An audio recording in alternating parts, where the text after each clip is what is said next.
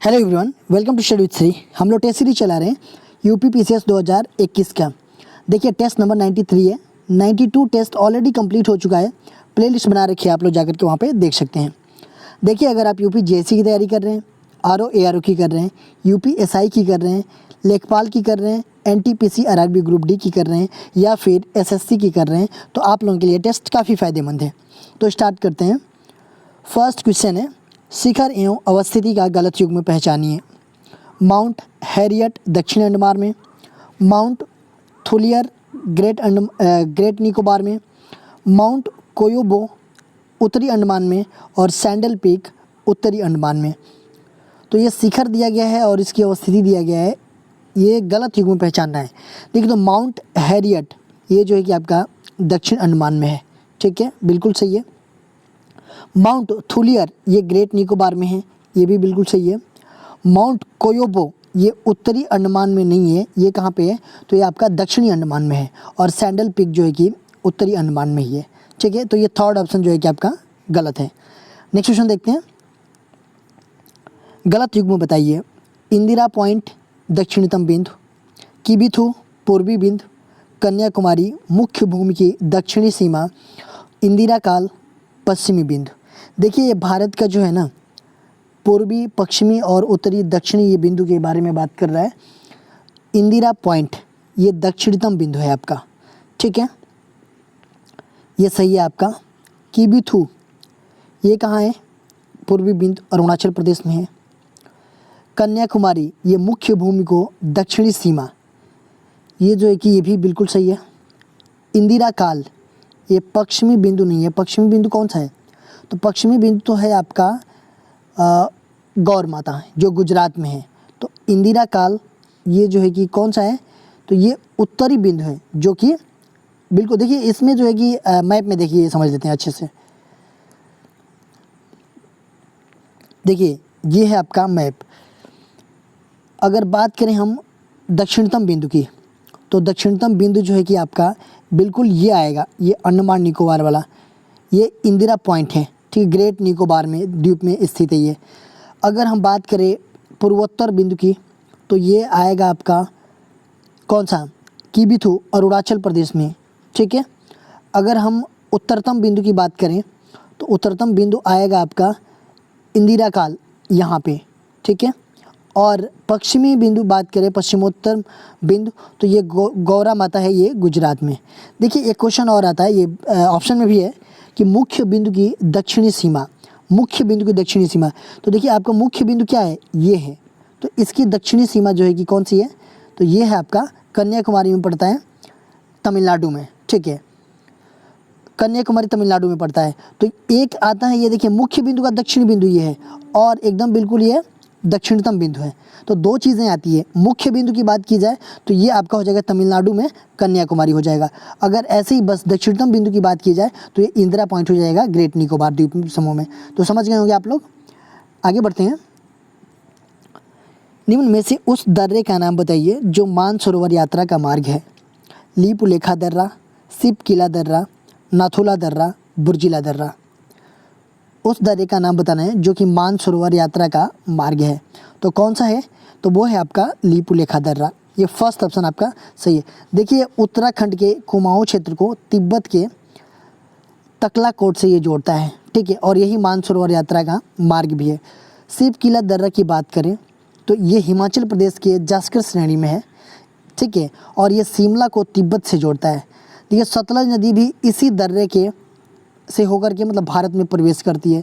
नाथुला दर्रा की बात करें हम, तो ये दर्रा सिक्किम में डोंगेकिया श्रेणी में है और यह दार्जिलिंग तथा चुम्बी घाटी से होकर तिब्बत जाने का मार्ग है। बुर्जिला दर्रा की बात करें तो यह श्रीनगर को गिलगित से जोड़ता है। नेक्स्ट क्वेश्चन देखते हैं। उत्तर प्रदेश के सर्वाधिक जिलों को स्पर्श करने वाला राज्य कौन सा है। छत्तीसगढ़, मध्य प्रदेश, बिहार, उत्तराखंड।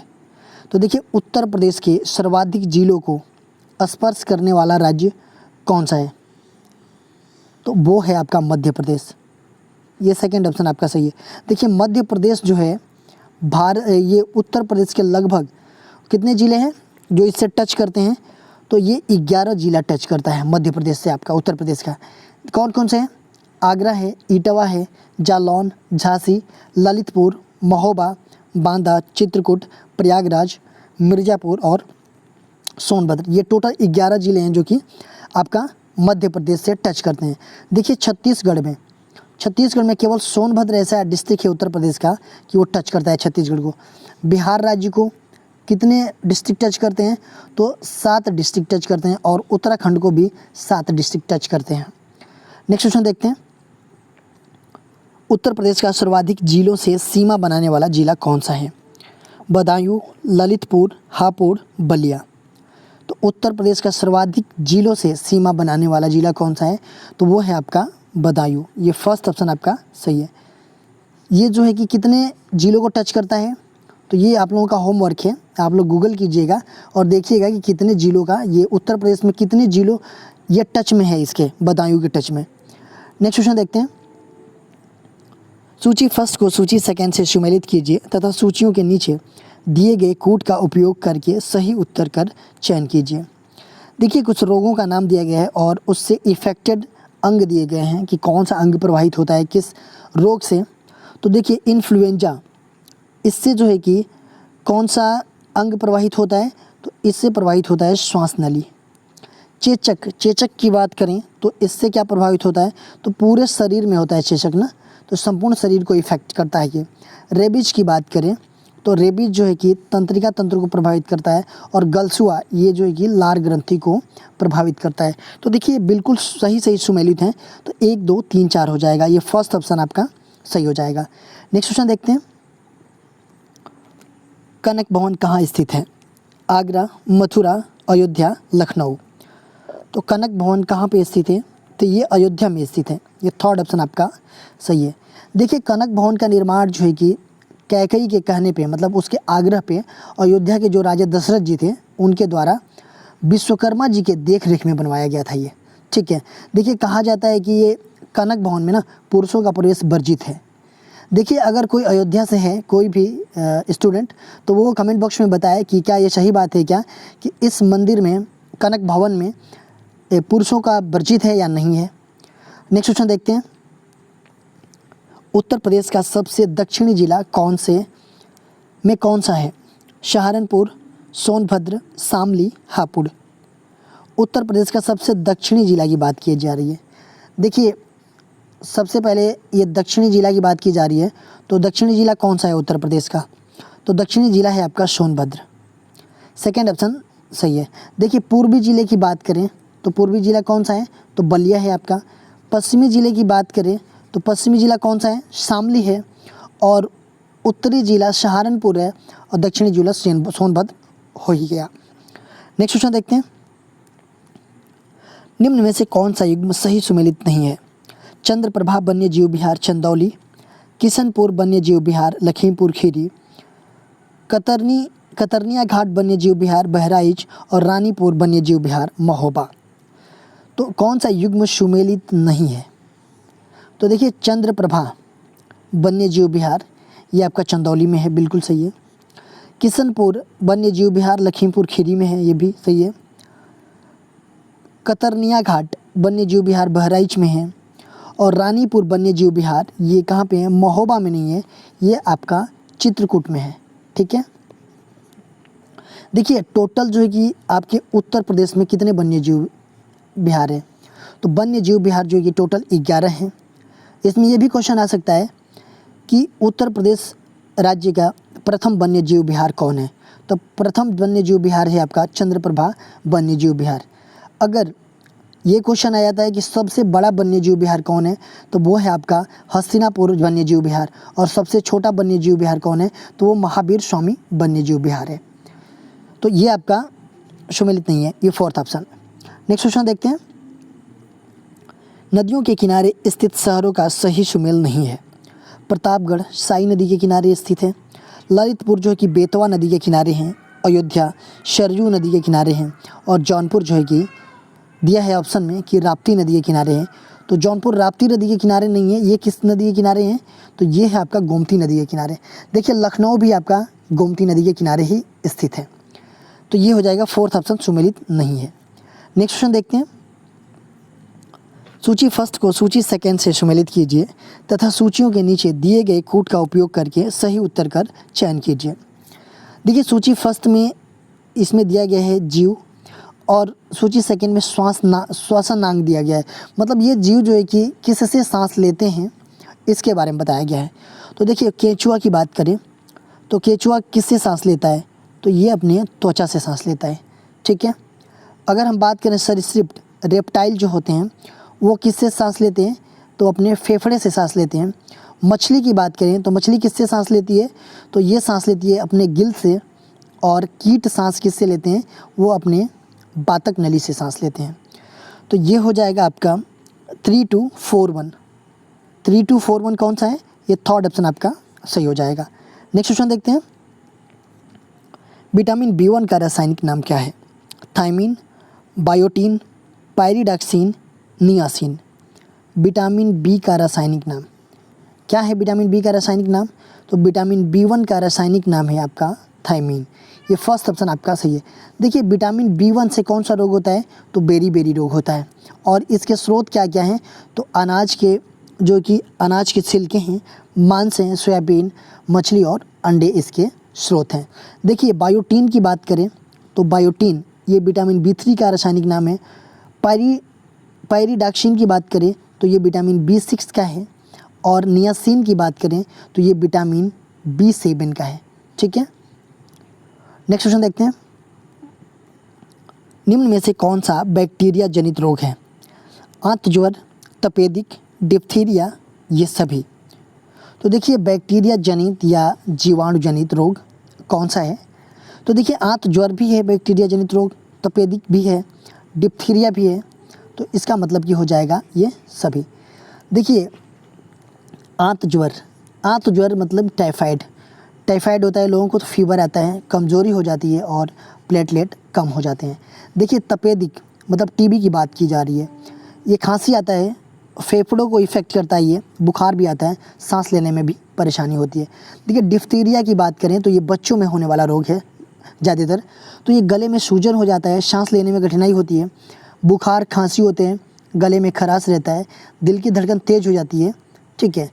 तो ये हो गया आपका 30 नंबर क्वेश्चन। ये नेक्स्ट क्वेश्चन देखते हैं। हैलोजन से सबसे अधिक अभिक्रियाशील कौन सा तत्व है? Fluorine, iodine, chlorine, astatine. तो हैलोजनों में सबसे अधिक अभिक्रियाशील तत्व कौन सा है, तो वो है आपका कौन सा, तो फ्लोरीन है आपका। ये थर्ड ऑप्शन आपका ये फर्स्ट ऑप्शन आपका सही है, फ्लोरीन। देखिए हैलोजनों की बात की जाए तो हैलोजन एक अधात्विक अभिक्रियाशील अधात्विक तत्वों की एक श्रृंखला है। इस श्रृंखला में मुख्य तत्व कौन कौन है, तो फ्लोरीन है, आयोडीन है, क्लोरीन है, एस्थेनिन है और ब्रोमीन है। तो ये फर्स्ट ऑप्शन आपका सही है।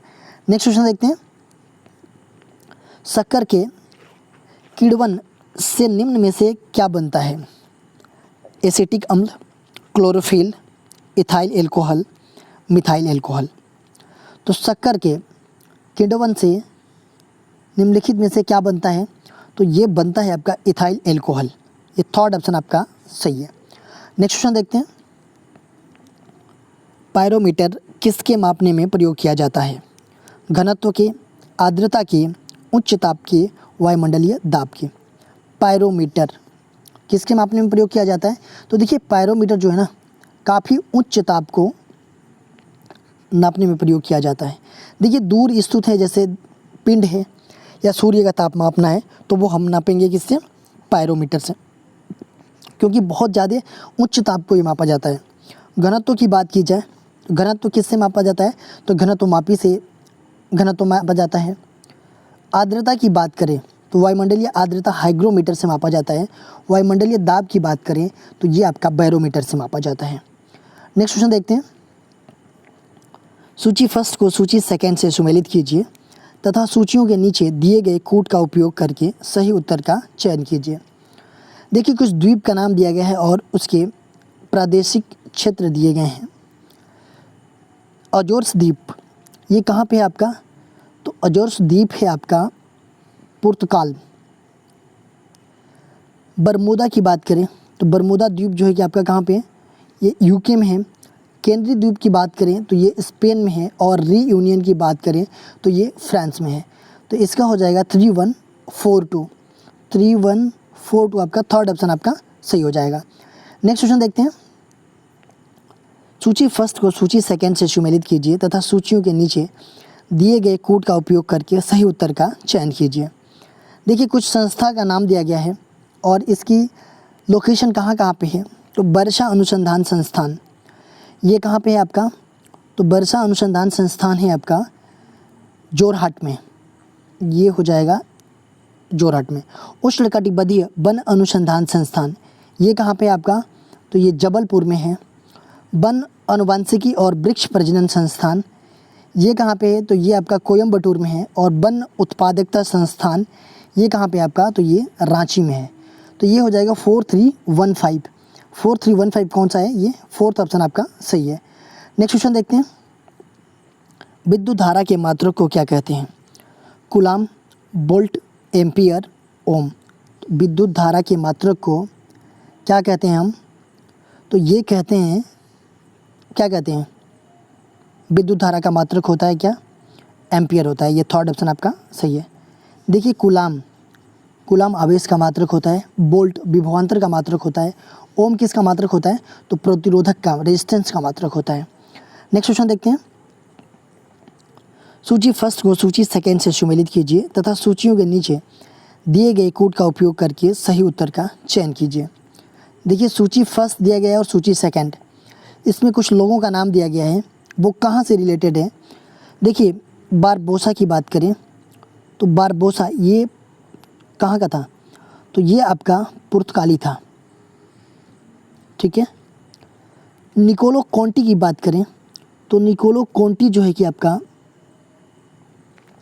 ये विजयनगर आने वाला पहला इटालियन यात्री था, जो कि देवराय प्रथम के शासनकाल में ये कालीकट के जमोरीन के यहाँ पे आया था ये, ठीक है। ये तो इटालियन हो गया।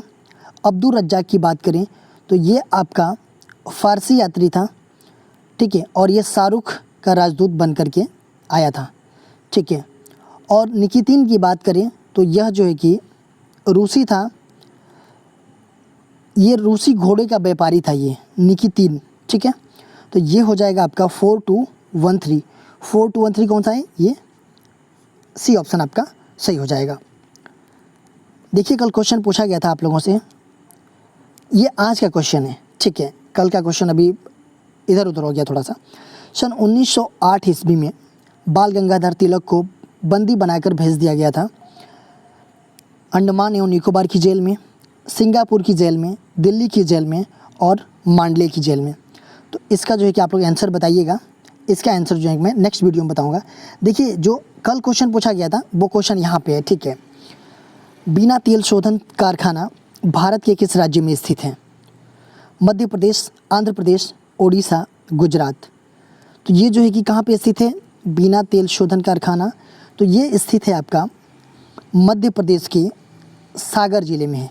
देखिए, इस कारखाना का संचालन जो है ना कि भारत ओमान रिफाइनरी लिमिटेड के अंतर्गत आता है, बिना तेल शोधन कारखाना का।